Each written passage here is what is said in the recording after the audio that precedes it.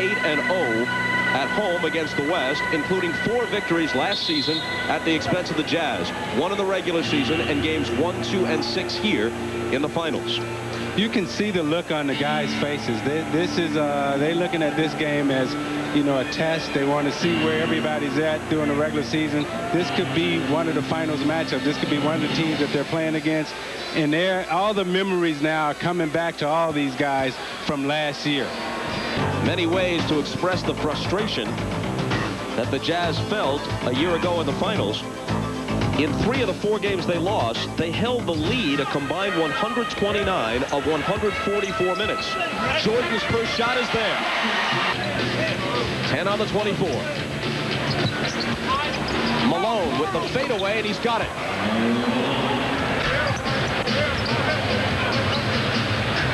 Jordan wheels around Hornacek and hits it over Ostertag despite the bump, and he comes to the line. Nice move, nice move. He put his body on Hornacek and froze him and then spun to the baseline. And the thing that makes this play work is he spun on him baseline, gave him a little hit, and he took the bounce from Ostertag and hung in the air. We talked about Jordan's strength last week. You know, he's a guy that, you know, most people don't realize how strong he is. He takes the bumps, he takes the hits, and he goes to the line and he finishes.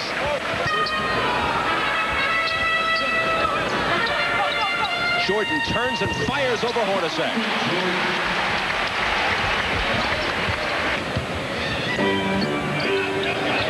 Hornacek and Jordan really jostling.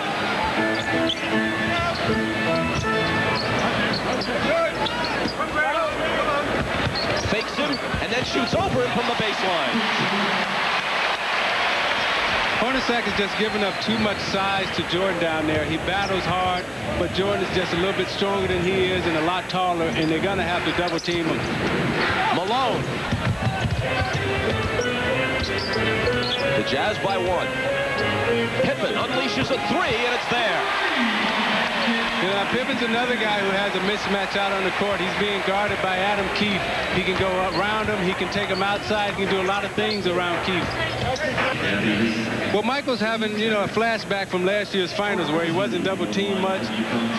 And he knows that he can get it over Hornacek anytime he wants. So he spent on him a couple of times or below. Now he's going to just fade him here on the baseline and shoot it right over him. Hornacek being a shorter player than Jordan, not having the leaping ability that Jordan has. Jordan can get his shot off on him anytime that he wants. Malone juggles it and Longley picks it up. Brown's got Jordan on his right, and Michael will finish it. But Michael's one of the greatest finishers who've ever played in the game. He knows how to run the lane. He knows how to give himself space, and Randy Brown, seeing that he was coming, dished it right off to him. This being Super Bowl Sunday, as you may know, there are all sorts of exotic bets that you can make on a Super Bowl game. Who'll score the first touchdown, combined points, whatever it may be, scores after each quarter.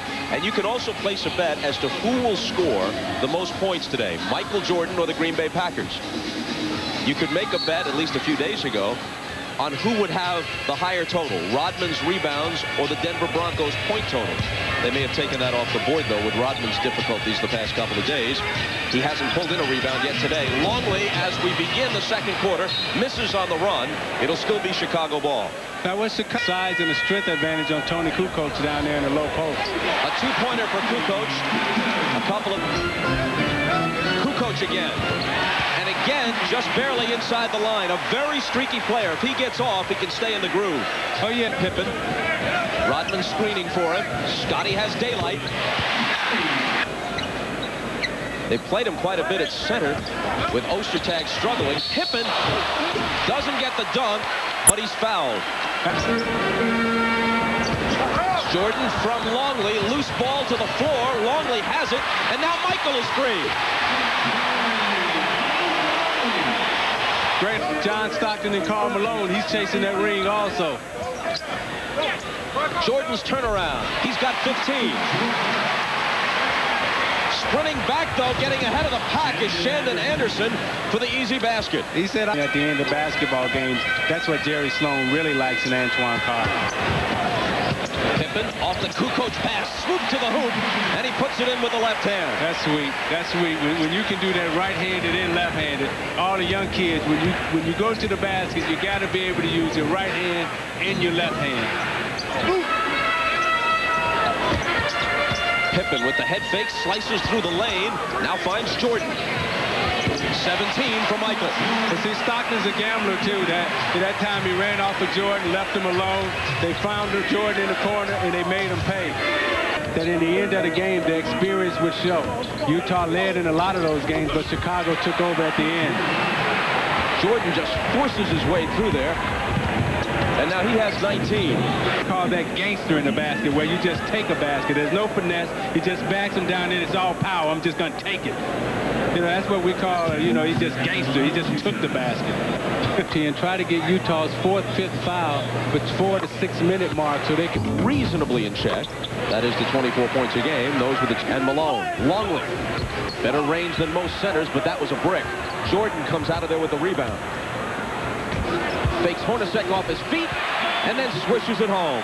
The fundamentals, the simple fundamentals, the pump fake, wait till he flies by you, goes up and sticks the shot with perfect form.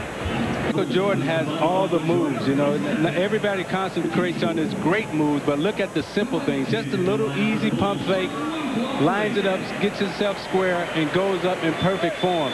That's what makes him the great player. It's not the flashy things. It's the little simple things that he does. It's his fundamental base combined with his skill base that makes him the greatest player to ever play.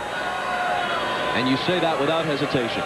Without hesitation. You weren't always convinced. There was a point maybe midway through his career where you wouldn't have given him that honor, but eventually he won you over, right? Well, when you're playing against him, you're not going to say that because you got to come out and compete against him. But now sitting over here in the mic and being out of the game for 3 or 4 years and watching what he's done over the last couple of years, without question, this guy's the greatest that I've ever seen play. One of the last players who have clicked out on the court. He's in the gym with Chris Webber, Jalen Rose, Bashan Leonard, Derek Coleman. Pippen with the jump hook in the lane, but Chicago still trails by 11.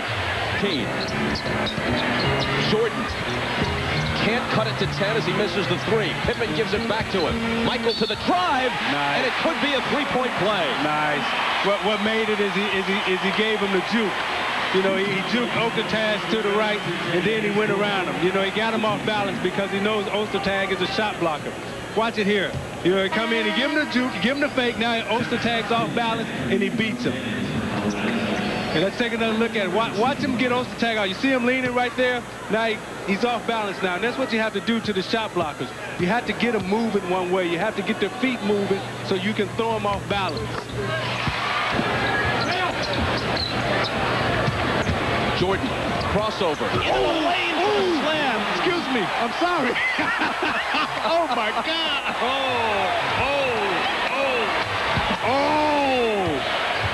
Are you all right, Zeke? That hurt me. See, I would have spilled my popcorn on that one. But they're still down 10. Malone. And he was fouled. Okay, then forget what Malone just did. Let me try to explain to you what Jordan just did here. He gave him the crossover, then he shook him with the hop step, rise. Ugh. Oh man, you just got posterized.